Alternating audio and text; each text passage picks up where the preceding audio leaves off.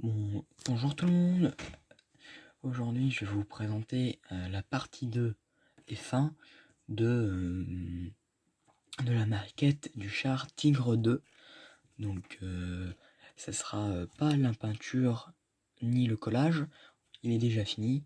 Parce qu'en fait, la partie 1, ça sera l'unboxing, et la partie 2, ça sera juste la fin, quoi. Comment je le montre, enfin comment il est fini. Donc je vais vous le montrer tout de suite. Donc voilà, donc le voici, il est super beau, je le trouve vraiment, voilà. Donc hop là. Donc pour voir tout ce qui était pendant la construction, enfin maintenant on peut plus, mais il faut, je fais des lives sur Twitch ou sur YouTube. Je pense que je vais faire peut-être YouTube ou Twitch, j'en ai aucune idée. Donc voilà, donc ça c'est le Tigre 2. Donc je l'ai fait qui a été capturé parce que voilà, c'est un char capturé. Donc voilà, donc je vous présente, donc ici je pense que j'aurais dû l'enlever, mais bon. Donc je vous présente le char Tigre 2 armé d'un canon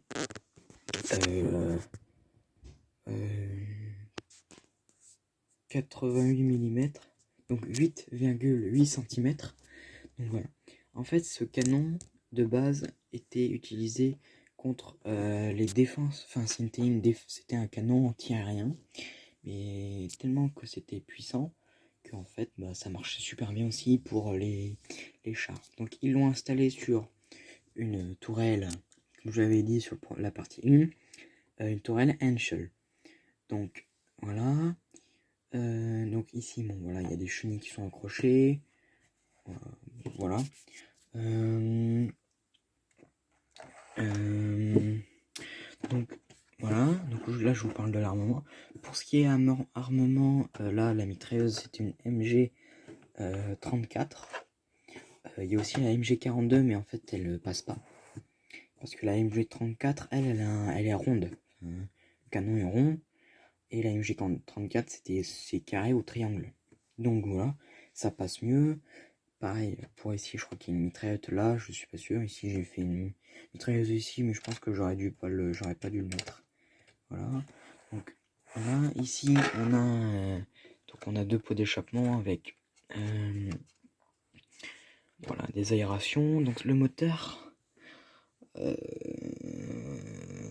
je me souviens plus. Je le mettrai peut-être dans la description si je me souviens du nom du moteur. Donc pour la tourelle, c'est une tourelle Henschel. Avec une écoutille comme ça. Donc voilà.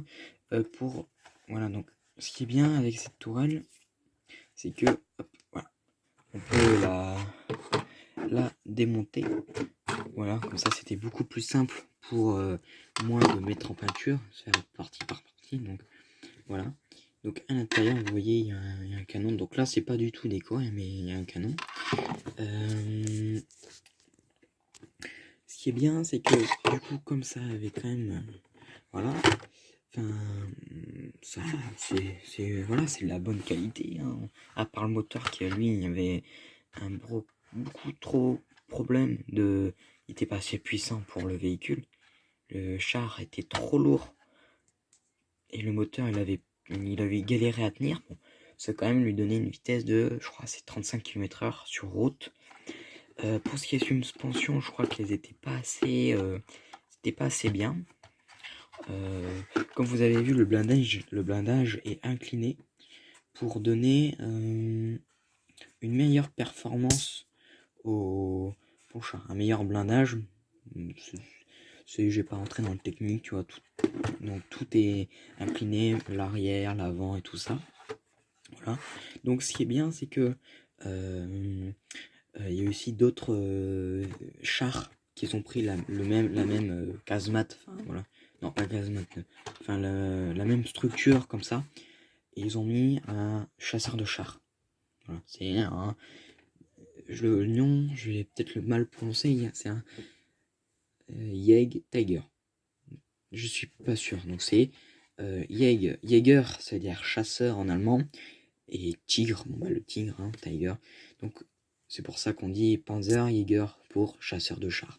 Donc du coup ici ils mettent une grosse structure avec un boucou, un énorme, enfin un canon un peu plus amélioré. Donc hop, je le remets. Donc voilà. Et en même temps, avec ça, je vais vous aussi faire une présentation d'un peu de toutes les maquettes